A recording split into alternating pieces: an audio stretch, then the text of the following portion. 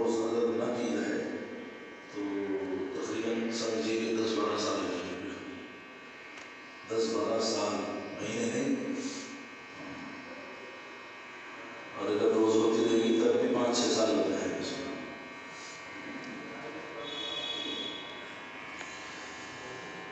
بسم اللہ الرحمن الرحیم. الحمد للہ وحدہ والصلاة والسلام علی من لا نبی بعدہ اما بعد.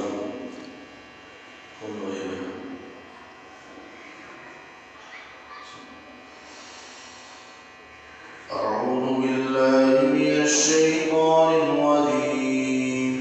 بسم اللہ الرحمن الرحیم. قل من كان عدوا لجبريل فإنه نزله على قلبك بإذن الله مصدقا لما بين يديه وهدى وبشرى للمؤمنين. من كان عدوا لله وملائكته ورسله وجبريل وميكال فإن الله عدو للكافرين. ولقد أنزلنا إليك آيات بينات وما يكفر بها إلا الفاسقون. أوكلما عاهدوا عهدا نبذه فريق منهم بل أكثرهم لا يؤمنون. ولما جاءهم رسول من عند الله مصدق لما معهم نبذ فريق من الذين أوتوا الكتاب كتاب الله وراء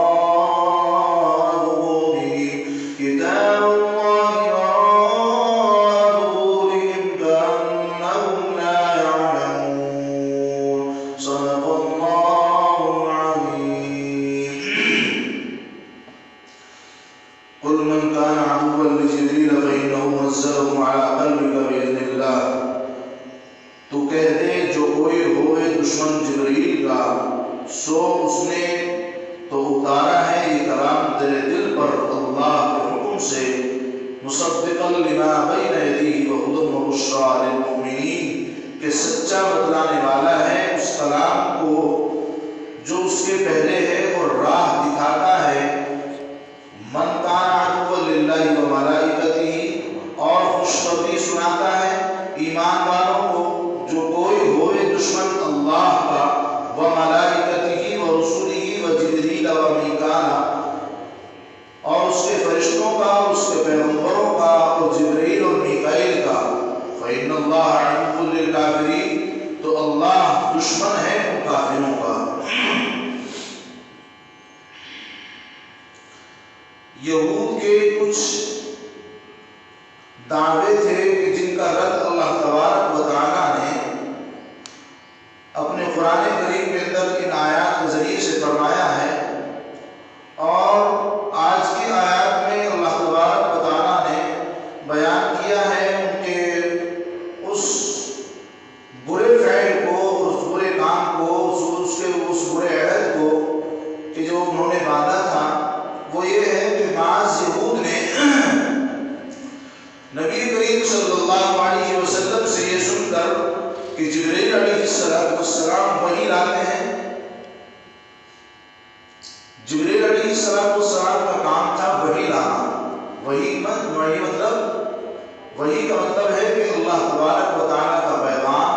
اللہ تبارک و تعالیٰ کی طرف سے کوئی بھی حکم وہ نبی پاک علیہ السلام تک پہنچانا. یعنی وہ اللہ کے فرستادے تھے، اللہ کے قاصد تھے جو اللہ کا پیغام، اللہ کی باتیں نبی پاک علیہ السلام تک پہنچایا کرتے تھے. تو حضرت بعض یہود نے نبی پاک علیہ السلام سے سنا کہ نبی پاک علیہ السلام کے پاس جبریل علیہ السلام وحی لاتے ہیں. کہا انہوں نے کہ ان سے تو ہماری عداوت ہے. یہود نے جب یہ سنا کہ حضرت جبریل وحی لاتے ہیں تو انہوں نے نبی پاک علیہ السلام سے کہا کہ ان سے تو ہماری عداوت ہے، دشمنی ہے. سے ہماری دشمنی ہے، ہمارے قوم پر واقعات حائلہ اور احکامات شاقہ انہی کے ذریعہ ہیں، اس لیے کہ احکامات اور حکم کا جو لانے کا ذمہ تھا وہ حضرت جبرائیل کا تھا، تو وہ حکم سخت ہو، آسان ہو، مشکل ہو، جو بھی حکم ہو اس کا پہنچانا حضرت جبرائیل کے ذمہ تھا۔ تو چونکہ بنی اسرائیل اور یہود کے پہلے لوگ جو ہیں وہ جو ہلاک ہوئے ہیں، ان کے اوپر مشکل حالات آئے ہیں، تو انہوں نے اس کا ضامن اور اس کا ذمہ دار حضرت جبرائیل کو ٹھہرایا کہ حضرت جبرائیل ہمارے قوم کے اوپر سخت سخت احکام نازل فرمائے ہیں اور انہی کے ذریعے سے ہمارے قوم کے اوپر عذاب آیا ہے۔ اس لیے جب انہوں نے ہماری قوم کو تباہ کیا ہے اور انہوں نے ہماری قوم کے اوپر مشکل حالات ڈالے ہیں، مشکل احکامات ان تک پہنچائے ہیں، تو ہمیں جبرائیل سے دشمنی ہے، جبرائیل سے ہمیں عداوت ہے۔ اگر جبرائیل ایسا نہ کرتے تو ہماری قوم بچ جاتی، ہمارے اوپر سخت احکام لازم نہ ہوتے۔ اور آگے وہ کہتے ہیں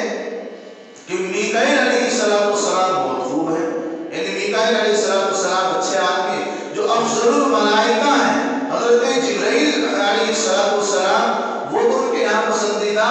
نہیں ہے، جو سب سے افضل ہیں ان سے تو ان کو دشمنی ہے، ان کے بعد والے جو ہیں حضرت میکائیل علیہ السلام ان سے ان کو محبت ہے، اور دلیل یہ دیتے ہیں اور یہ اس وجہ سے ان کو محبت ہے کہ وہ بارش برساتے ہیں، اللہ کی رحمت برساتے ہیں، ان کے ذمہ ایک کام ہے۔ ہاں اگر وہ وہی لاتے، اگر وہ اس کام کو کرتے جو حضرت جبرائیل کر رہے ہیں تو ہم مان لیتے۔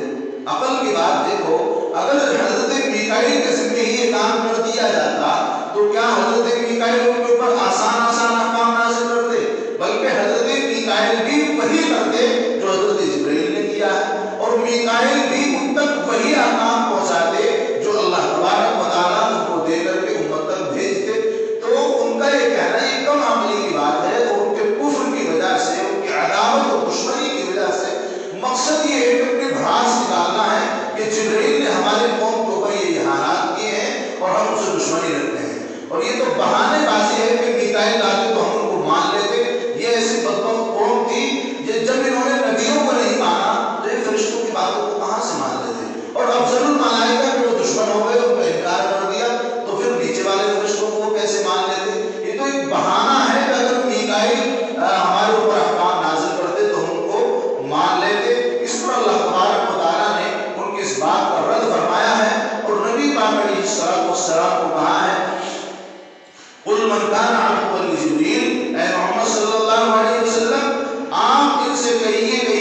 کہ جو شخص جبرائیل سے عداوت رکھے، جبرائیل سے جو شخص دشمنی رکھے وہ اس کا کام کو جانے، وہ جبرائیل سے دشمنی جو رکھ رہا ہے وہ اس کا معاملہ ہے، کیوں رکھ رہا ہے، لیکن اس امر کو قرآن کے نہ ماننے کی وجہ بنانا یہ ان کے حماقت کی بات ہے۔ بھائی حضرت جبرائیل سے اگر انہیں دشمنی ہے تو حضرت جبرائیل تو قرآن کریم لے کر کے آئے ہیں، ان کے لے آنے سے تم قرآن کریم کو نہ مانو، یہ حماقت کی بات ہے۔ اس لیے کہ ہمیں وہ یہ کیونکہ اس میں تو وہ صرف سفیر ہے، وہ صرف قاصد ہے، حضرت جبرائیل کا وہ کلام نہیں ہے، حضرت جبرائیل کی وہ کتاب نہیں ہے، وہ تو اللہ کی کتاب ہے۔ حضرت جبرائیل کا صرف اتنا رول ہے، اتنا دخل ہے کہ حضرت جبرائیل نے اللہ سے لے کر کے نبی تک پہنچانے کا اس کو کام کیا ہے، نہ اس میں حضرت جبرائیل نے کوئی کمی کی ہے، نہ زیادتی کی ہے، کسی طرح کا کچھ نہیں کیا ہے۔ تو حضرت جبرائیل تو صرف ایک سفیر محض ہے، تو ان کو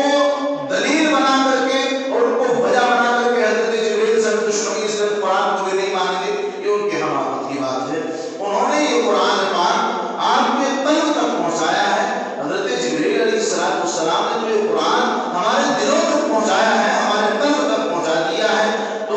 خداوند کے حکم سے لانے والے کی خصوصیت کیوں دیکھی جا رہی ہے؟ بھائی لانے والے کو نہ دیکھو، جبرائیل کو نہ دیکھو، بلکہ قرآن کس کا لایا جا رہا ہے، کلام کس کا لایا جا رہا ہے اس کو دیکھو۔ کلام کس کا ہے؟ کلام اللہ تبارک و تعالیٰ کا ہے، لایا کیا جا رہا ہے؟ قرآن کریم لایا جا رہا ہے۔ تو ہم حضرت جبرائیل کی خصوصیت نہ دیکھیں، بلکہ جس چیز کو لا رہے ہیں اس چیز کی خصوصیت دیکھیں۔ البتہ خود قرآن کو دیکھو کہ وہ کیسا ہے، اس کے اندر اللہ نے کیا کیا بیان کیا ہے۔ کر کے اور جبرائیل کی وجہ سے قرآن کریم کا انکار نہ کرو۔ اس کی خود یہ حالت ہے کہ تصدیق کر رہا ہے، قرآن کی صفت کو اللہ تعالیٰ بیان کر رہے ہیں کہ قرآن کی کیا حالت ہے۔ اس کی خود یہ حالت ہے کہ تصدیق کر رہا ہے اپنے سے قبل والی آسمانی کتابوں کی۔ قرآن کریم تصدیق کرتا ہے دیگر آسمانی کتابوں کی، تورات کی، انجیل کی، زبور کی، ان سب کی تصدیق کرنے والا ہے قرآن کریم، اور آسمانی کتابوں کی اور رہنمائی کر رہا ہے مصالح ضروریہ کی۔ بھئی قرآن کریم آپ کو کوئی برائی کی طرف نہیں لے جا رہا ہے، آپ کو غلط کام کرنے کے لیے نہیں کہہ رہا ہے، بلکہ قرآن کریم آپ کو نیک کاموں کی ہدایت کر رہا ہے، زندگی گزارنے کا سلیقہ اور شعور، اس کی تمیز آپ کو سکھا رہا ہے۔ تو آپ پھر بھی قرآن کریم کا انکار کر رہے ہیں اور خوشخبری سنا رہا ہے ایمان والوں کو، اور کتب سماویہ کی یہی شان ہوتی ہے کہ وہ غلط کو غلط کہتے ہیں، صحیح کو صحیح کہتی ہیں، ایمان والوں کو خوشخبریاں سناتی ہیں، کافروں کو وہ جہنم سے ڈراتی ہیں، ان کو وعید سناتی ہیں۔ اس قرآن ہر حال میں کتاب سماوی ہے اور قابل اتباع ہے۔ قرآن کریم ہر حال میں کتب سماوی ہے، اس لیے کہ اس کے اندر وہ صفات موجود ہیں جو ایک آسمانی کتاب میں ہونی چاہیے، اور اب جب اس کے اندر یہ تمام صفات موجود ہیں تو قابل اتباع بھی ٹھہرا، یعنی قرآن کریم کے اوپر عمل کرنا ہمارے واسطے لازم اور ضروری ہوا۔ پھر جبرائیل علیہ السلام کی عداوت سے اس کو نہ ماننا یہ بڑی حماقت کی بات ہے کہ جبرائیل ہمارے دشمن تو ہم قرآن کو بھی نہیں مانیں گے، یہ غلط بات ہے۔ اب رہا وہ مسئلہ عداوت جبرائیل کا، سو اس کا فیصلہ یہ ہے کہ ہم تعالیٰ کے نزدیک خود اللہ تبارک و تعالیٰ سے عداوت رکھنا، یا اس کے دوسرے ملائکہ سے دشمنی رکھنا، یا پیغمبروں سے دشمنی رکھنا، حضرت جبرائیل سے، میکائیل سے، اور حضرت میکائیل جن کی وہ دوستی قدم بھرتے ہیں، ان سے بھی اگر انہوں نے عداوت رکھی، اور جبرائیل علیہ السلام سے ان کا عداوت رکھنا اور ان سے دشمنی رکھنا، اور یہ سب باتیں کسی سے بھی اگر وہ دشمنی رکھیں گے، رسول سے رکھیں، پیغمبروں سے رکھیں، یا فرشتوں سے رکھیں، جبرائیل سے رکھیں، میکائیل سے رکھیں، اللہ سے دشمنی رکھیں، یہ سب ایک ہی درجے کی بات ہے۔ ان کے بارے میں اللہ تبارک و تعالیٰ نے کہا ہے ان سب علامتوں کا، ان سب لوگوں سے دشمنی کرنے کا قانون یہ ہے اور دستور یہ ہے، اگر کوئی ان سے دشمنی رکھے گا، جو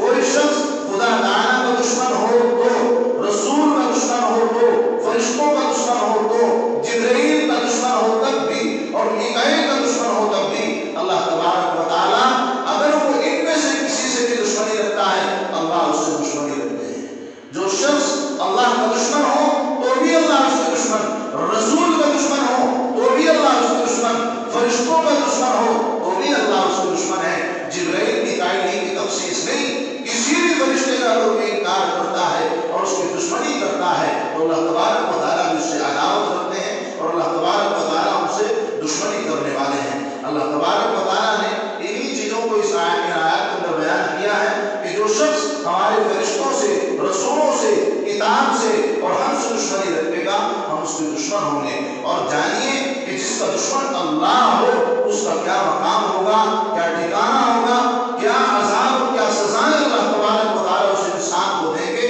کس طرح سے اس انسان کو اللہ کے سامنے، اللہ کے حضور میں پیش ہونے کی ہمت ہوگی، کس منہ سے وہ انسان اللہ کے دربار میں جائے گا، کس منہ سے وہ اللہ کے سامنے حساب و کتاب کے لیے کھڑا ہو جائے گا، کہ جو قرآن کریم کو نہ ماننے والا ہو، اللہ کو نہ ماننے والا ہو، نبی پاک علیہ السلام کو نہ ماننے والا ہو، جو شخص ان سب چیزوں کا دشمن ہوگا، اللہ تبارک و تعالیٰ اس کے دشمن ہوں گے۔ تو اللہ ہم سب کی حفاظت فرمائے، اور اللہ تبارک و تعالیٰ اپنے رسول کی، فرشتوں کی، اللہ ان سب کی محبت ہمارے دلوں کے اندر پیدا فرمائے۔ وَلَقَدْ أَنزَلْنَا إِلَيْكَ آيَاتٍ بَيِّنَاتٍ وَمَا يَكْفُرُ بِهَا إِلَّا الْفَاسِقُونَ، اور ہم نے اتاری تیری طرف آیتیں روشن، اور انکار نہ کریں گے ان کا مگر وہی جو نافرمان ہیں۔ آگے اللہ تبارک و تعالیٰ نے جو لوگ یہ کہتے تھے کہ ہم جبرائیل کے دشمن ہیں، میکائیل کے دشمن ہیں، ان سب کے بعد میں اللہ تبارک و تعالیٰ نے پھر آگے فرمایا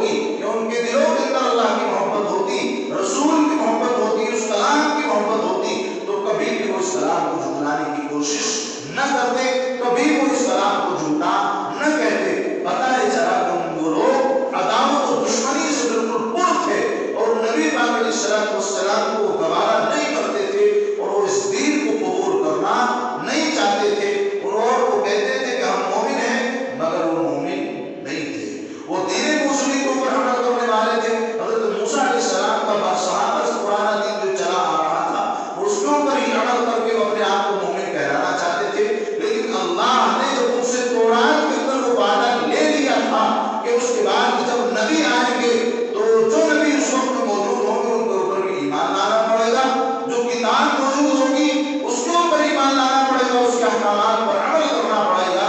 لیکن انہوں نے ایسا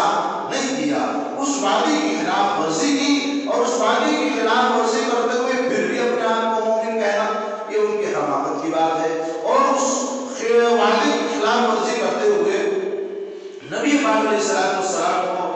نہ مان کر اور ان کا انکار کر کے پھر بھی اپنے آپ کو مومن کہنا، یہ بہت بڑی حماقت کی بات ہے۔ بہرحال آگے اللہ تبارک و تعالیٰ نے پھر ایک اور عہد کا ان کا ذکر فرمایا ہے، اور کلما عاہدوا عہدا نبذہ فریق منہم، کیا جب کبھی باندھیں گے کوئی قرار کو پھینک دے گی اس کو ایک جماعت ان میں سے، بل اکثرهم لا یؤمنون، ان میں سے بلکہ ان میں سے اکثر یقین نہیں کرتے ہیں۔ بعض یہود کو جو عہد یاد دلایا گیا جو ان سے رسول اللہ صلی اللہ علیہ وسلم پر ایمان لانے کے بعد میں ان سے ذکر کیا گیا اور تورات کے اندر یہ ذکر کیا گیا تھا، وہی ذکر آگے آ رہا ہے کہ بعض یہود کو جب ان کے وعدے وہی یاد دلائے گئے کہ تمہارے پاس جو تورات ہے، جو کتاب ہے، اور اس کے اندر اللہ تبارک و تعالیٰ نے نبی پاک علیہ السلام سے متعلق جو باتیں ذکر فرمائی ہیں اور ان کو اوپر ایمان لانے کو کہا ہے، ذرا اس کے اوپر غور کیجیے، اس کو دیکھیے تو صحیح، تو انہوں نے خود عہد لینے سے ہی صاف انکار کر دیا۔ انہوں نے وعدہ لینے سے انکار کر دیا کہ ہماری کتاب کے اندر کوئی عہد اس طرح کا لکھا ہوا نہیں ہے، اور نہ ہم آپ سے عہد کرتے ہیں کہ ہم آپ کے اوپر ایمان لائیں گے، نہ ہم نے اللہ سے عہد کیا تھا کہ ہم اللہ سے ہم عہد کر کے آئے ہیں کہ ہم نبی پاک علیہ السلام کے اوپر ایمان لائیں گے۔ اتنا بڑا جھوٹ انہوں نے بولا اور اتنا بڑا بہتان، اور اللہ تبارک و تعالیٰ کو اس کی کتاب کو جھٹلانے کی انہوں نے کوشش کی، تو اللہ نے انہیں کے متعلق ارشاد فرمایا کیا اس عہد لینے سے ان کو انکار ہے، اور ان کو ان کی تو یہ حالت ہے کہ انہوں نے اپنے مسلم عہدوں کو بھی پورا نہیں کیا ہے، جو انہوں نے تسلیم کر لیے تھے، ہم سے انہوں نے پختہ وعدہ کر لیا تھا، وہ وعدے بھی ان بیوقوفوں نے کبھی پورے نہیں کیے ہیں، اور وہ ان کو تو ہمیشہ توڑتے ہی رہے ہیں۔ جب کبھی بھی ان لوگوں نے دین کے متعلق کوئی عہد کیا ہوگا ضرور اس کو ان نے کسی نہ کسی فریق نے نظر انداز کیا ہوگا۔ یہود کی حالت تھی کہ اللہ سے انہوں نے جو بھی کوئی وعدہ کیا اور تورات کے اندر جو کچھ بھی اللہ تبارک و تعالیٰ نے ان سے وعدے وعید کیے ہیں، تو ان میں سے ضرور کوئی نہ کوئی ایک ایسی جماعت کھڑی ہوئی ہے کہ جس نے اس کا انکار کیا ہے۔ بعض ویسے کہ انہوں نے مان لیا، لیکن اکثروں کی جماعت ایسی ہوتی تھی کہ وہ اللہ کے حکم کی نافرمانی کے لیے آگے آ جاتے تھے اور اللہ کے حکم کو نظر انداز کیا کرتے تھے، بلکہ ان تعمیل عہد نہ کرنے والوں میں زیادہ تو ایسے ہی نکلیں گے جو سرے سے اس عہد کا یقین ہی نہیں رکھتے۔ جو وعدے اللہ تبارک و تعالیٰ نے ان سے تورات کے اندر کیے تھے، بعضے تو ایسے ہیں کہ انہوں نے ان کے اوپر یقین کر لیا، اور بعضے یقین نہ رکھنے والے ایسے ہیں کہ انہوں نے شروع ہی سے ان احکامات کو نہیں مانا اور تورات کو انہوں نے نہیں مانا، وہ شروع ہی سے اپنی کتاب کے، اسلامی کتاب کے، آسمانی کتاب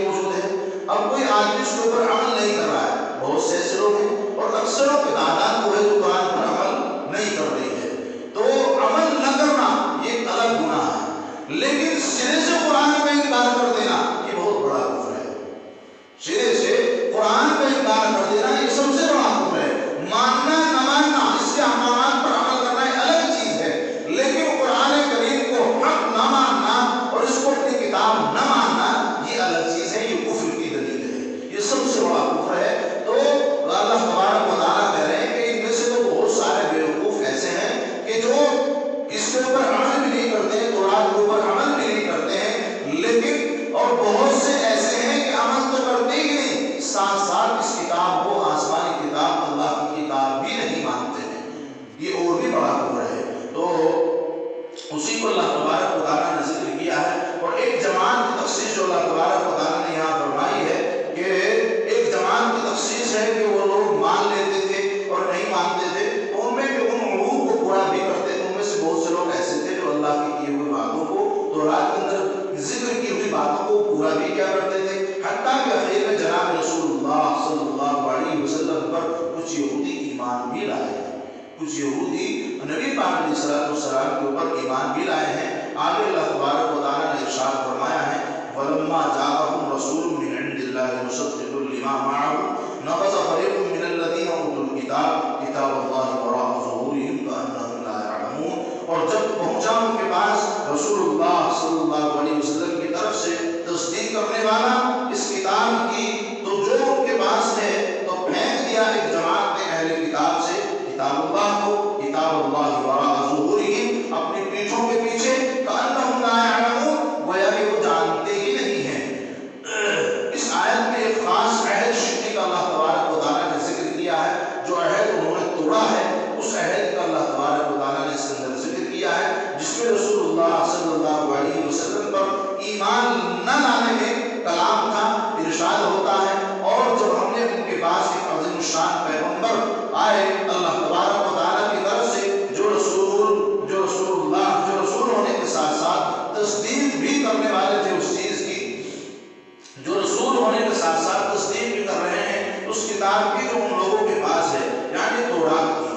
نبی پاک علیہ السلام کا ذکر کیا جا رہا ہے اور نبی پاک علیہ السلام کی رسالت اور آپ پر ایمان لانے کا ذکر کیا جا رہا ہے کہ اس آیت میں اللہ تبارک و تعالیٰ نے ان کے عہد شکنی کا جو ذکر کیا ہے وہ یہ ہے کہ جس میں رسول اللہ صلی اللہ علیہ وسلم پر ایمان لانے اور نہ لانے میں کلام تھا، وہ یہ ہے کہ جب اللہ نے ارشاد فرمایا وَلَمَّا جَاءَهُمْ رَسُولٌ مِّنْ عِندِ اللَّهِ، کہ جب ان کے پاس اللہ کی جانب سے ان کے پاس بھیجا گیا اس کی تصدیق کرنے والے کو جو ان کے پاس موجود تھا، یعنی تورات کو، قرآن کو، اس کی تصدیق کرنے والے کے کرنے کے واسطے رسول ہونے کے ساتھ وہ تصدیق بھی کر رہے ہیں اس کتاب کی جو لوگوں کے پاس ہے، یعنی تورات کی۔ نبی پاک علیہ السلام کا ذکر کیا جا رہا ہے کہ ہم نے ان کے پاس نبی پاک علیہ السلام کو بھیجا، محمد کو بھیجا، جو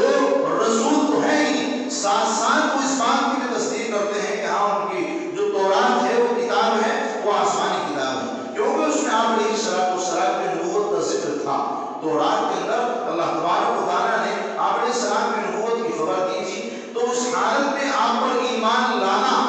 جو شخص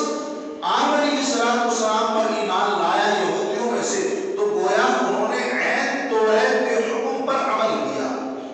آپ علیہ السلام پر ایمان لانا کس بات کی دلیل ہے؟ کہ انہوں نے اپنی کتاب پر عمل کیا، اس لیے کہ ان کی کتاب یعنی تورات کے اندر اللہ نے ان کو یہ حکم دیا تھا کہ نبی پاک علیہ السلام آئیں گے، نبی بنیں گے، رسول بنیں گے، ان کے اوپر آپ کو ایمان لانا ہوگا۔ تو جو ایمان لے آیا تو گویا اس نے تورات کے اوپر عمل کیا، اس لیے کہ انہوں نے تورات کے حکم پر عمل کیا کہ وہ نبی پر ایمان لانا ہے، اور وہ نبی پر ایمان لے آئے تو گویا انہوں نے تورات کے اوپر عمل کر لیا۔ اس میں آپ علیہ السلام کی نبوت کی خبر ہے۔ تو جو شخص تورات پر ایمان لایا، عین تورات کے اوپر اس نے عمل کیا، جس کو وہ بھی کتاب اللہ جانتے ہیں، یقیناً وہ بھی اللہ کی کتاب ہے اور ہم سب بھی اس کو کتاب اللہ کہتے ہیں، اور اللہ کی وہ کتاب ہے ہی، یہود بھی اس کو کتاب اللہ ہی جانتے تھے۔ مگر باوجود اس کے بھی ان اہل کتاب میں سے فریق نے خود اس کتاب اللہ کو اس طرح سے کچھ ڈال دیا تھا، اور جیسے ان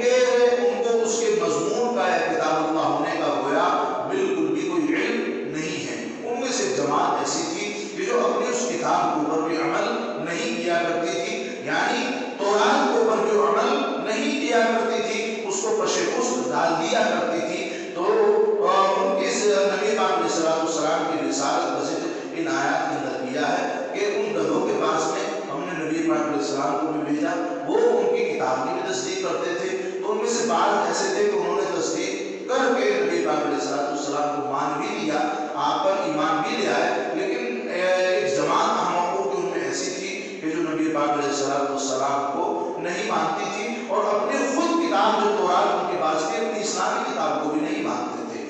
نے ایسے اس کو پشے کو ڈال دیا تھا کہ جیسے انہوں نے کبھی اس کتاب کے اوپر عمل نہ کیا اور انہوں نے کبھی اس کتاب کو دیکھا ہی نہ ہو اور یہ کتاب اللہ ہی نہ ہو۔ بہرحال آج کی مجلس کا سبق اتنا ہی ہے کہ جو ان احمقوں کی حرکتیں بیان کی گئی ہیں کہ اللہ سے دشمنی رکھنا، فرشتوں سے دشمنی کرنا، رسول سے دشمنی کرنا، تو ہمیں چاہیے کہ ہم اللہ تبارک و تعالیٰ سے خوب محبت کریں اور دعا بھی کریں کہ اللہ تبارک و تعالیٰ اپنی محبت، رسولوں کی محبت اور فرشتوں کی محبت ہمارے دلوں کے اندر اتار دے۔ خاص طور سے ہمیں بھی اور تمام مسکرات کو بھی، مردوں کو بھی اس بات کی ضرورت ہے کہ اللہ سے متعلق، نبی پاک علیہ السلام کی ذات گرامی سے متعلق، فرشتوں سے متعلق اپنی زبان کو کنٹرول میں رکھا جائے، اپنی زبان کو حفاظت میں رکھا جائے۔ کہیں ایسا نہ ہو کہ ہم بہت سی مرتبہ ایسا ہوتا ہے کہ کوئی حالت ایسی آتی ہے، کوئی مشکل ایسی آن پڑتی ہے تو اللہ کو برا بھلا کہہ بیٹھتے ہیں۔ نعوذ باللہ، ہمیں ایسا نہیں کرنا ہے۔ اس حالت میں ہمیں اپنے آپ کو کنٹرول کرنا ہے۔ اللہ کو، اللہ کے نبی کو، فرشتوں کو ہمیں اپنے زبان سے کوئی برا بھلا نہیں نکالنا ہے۔ اس کی تفصیل مجھے بیان نہیں کرنی ہے۔ عورتیں بھی جانتی ہیں، مرد بھی جانتے ہیں کہ جب غصے کی حالت میں بہت سی عورتیں یا بہت سے مرد گڑبڑ کر جاتے ہیں اور اللہ کو نہ جانے کیا سے کیا کہہ بیٹھتے ہیں کہ اللہ کو ہماری ہی سے دشمنی ہے، اللہ کو ہماری سے عداوت ہے، ساری مصیبتیں ڈالنے کے لیے ہم ہی رہ گئے تھے، ہمارے اوپر اللہ نے ساری مصیبتیں ڈال دی ہیں۔ یہ سب باتیں زبان سے انسان مشکل کے وقت میں نکال دیتا ہے۔ اس سے ہمیں پرہیز کی ضرورت ہے۔ نعوذ باللہ، کہیں اللہ تبارک و تعالیٰ کو یہ باتیں بری نہ لگ جائیں اور یقیناً اللہ کو ہم سے کہیں دشمنی نہ ہو جائے، اللہ کو ہمارے اوپر غضب اور غصہ نہ آ جائے۔ اس لیے ہمیں اللہ سے متعلق، رسولوں سے متعلق، فرشتوں سے متعلق اپنی زبان کو کنٹرول میں رکھنا ہے۔ اس لیے کہ اگر آپ نے کسی فرشتے کو بھی برا کہہ دیا یا اپنے نبی کو بھی برا کہہ دیا، گویا کہ آپ نے اللہ کو برا کہا، اور جس نے اللہ کو برا کہا، جس نے اللہ سے عداوت رکھی، اللہ تبارک و تعالیٰ اس کے دشمن ہو جائیں گے، اور اللہ جس کو دشمن ہو جائے تو پھر نجات کا کوئی ذریعہ نہیں ہے۔ ایسے ہی آگے چل کر کے تھوڑا اور آگے آئیے گا کہ نبی پاک علیہ السلام کو برا کہنا گویا اللہ کو برا کہنا، فرشتوں کو برا کہنا گویا اللہ کو برا کہنا۔ تو جب نبی کو برا کہنا اللہ کو برا کہنا ہے تو نبی کے وارثوں کو بھی برا کہنا